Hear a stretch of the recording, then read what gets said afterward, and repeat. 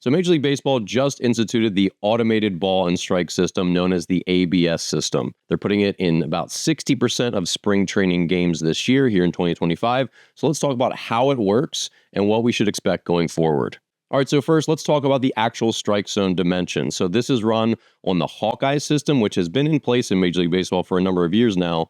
But basically there's three parameters to know. Number one, it's going to be 17 inches wide.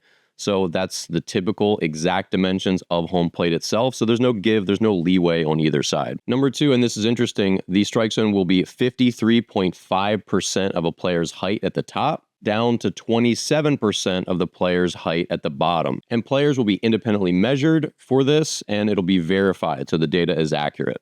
And then lastly, the question is, when does the ball actually cross into the strike zone? So the depth between the pitcher and the catcher. So it's going to be measured in the exact center of the plate. So again, the plate is also 17 inches deep.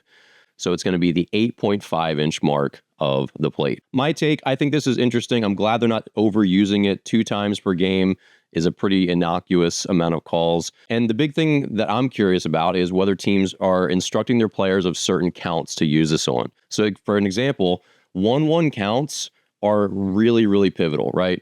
If there's a pitch call on 1-1, if it's a ball, now we're 2-1. That's a huge count difference than it going to 1-2. So when there's bad calls on even counts, like the first pitch of the at-bat, or 1-1, and of course 2 strike counts, where it could mean the difference between the batter being out or given another chance up at bat.